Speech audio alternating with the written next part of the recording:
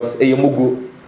say a Ford gift to a DNA, all those scandals. Munina say Yatia, she knew, say, Bibi Womua, and can fear me up, President Mahama Betsna, opposition, and come with the above on that my President Mahama Plan, Gachelo, and then the minister's name, the deputy minister, see on your way, Makiachi. So basically, MPP mean NDC former minister or deputy minister be any way channel. So I go pro. Na can be President Mahama Plan, I will put ya channel.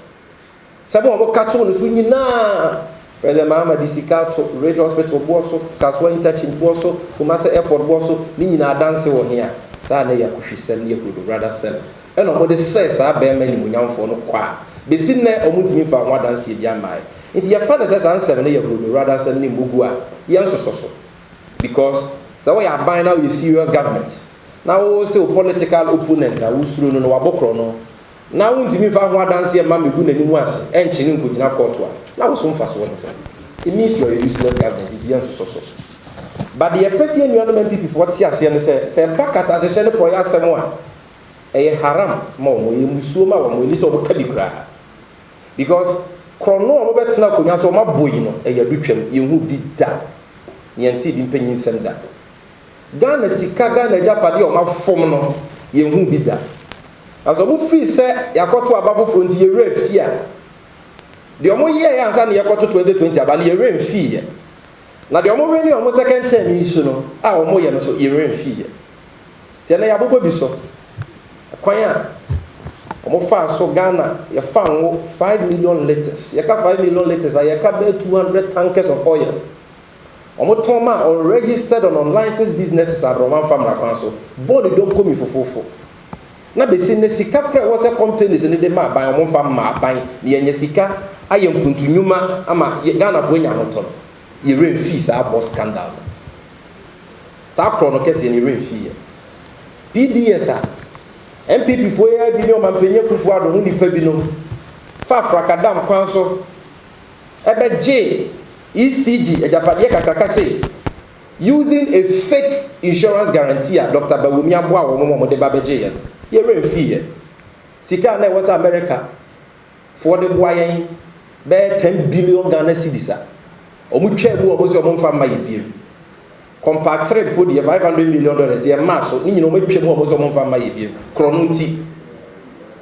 You're in fees, I said Nina.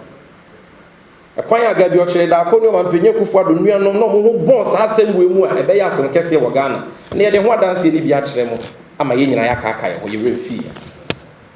eja paso ye remfi ye kwanya abai we mu nipa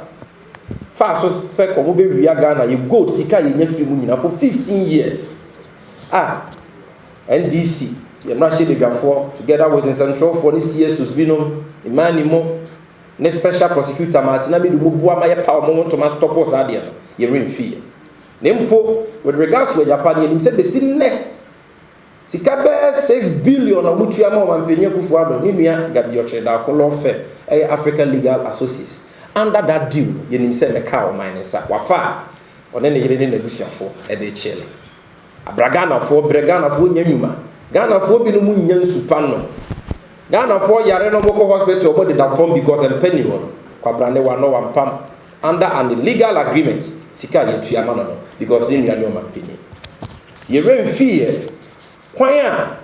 President Mahama airport kakakaya wesiasi kotoka air terminal 3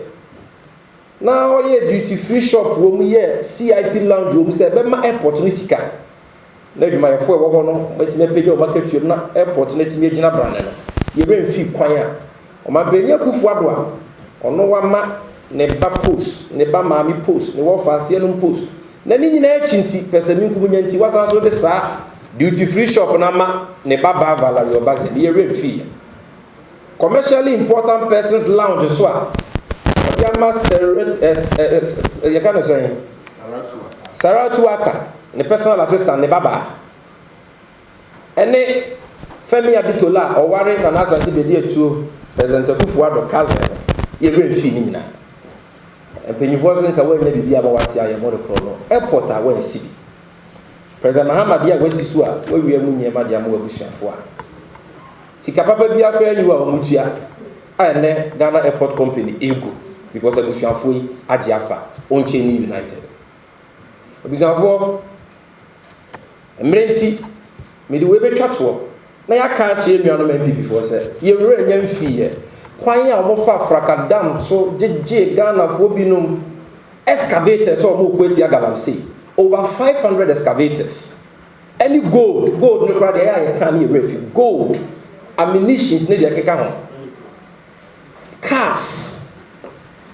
besi na ni na o mawi aton adi emra na sen ko mo chichi excavators no mo ma police for no mo hweso ni emfa saa mfidie ni nkokọ na court nkyere de emfa mfidie ni nye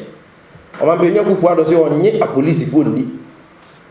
na emom oje ne central MPP vice chairman ekwa wisi di chair police for ntino o de bema ekwa wisi no de akosi na ya ade bi e wa belimpi esi wo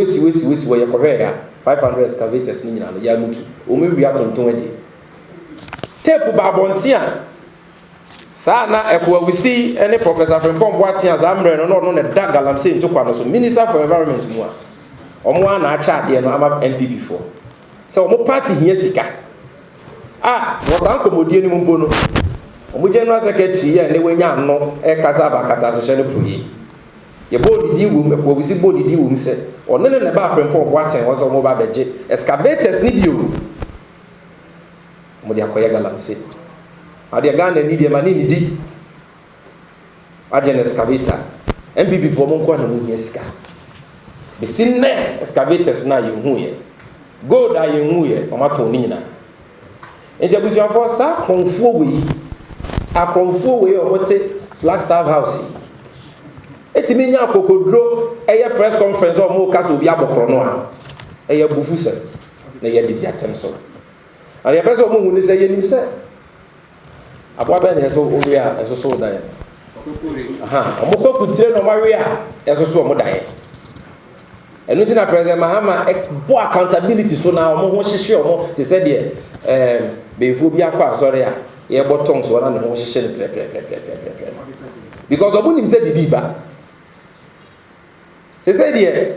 kata se ne proye no aye free for all obi aye bi because why na beka Auditor General ya odumelebu akọ beka no o ma beni akufo odo wapamo no o se onko retirement obaya o de grade ato de fu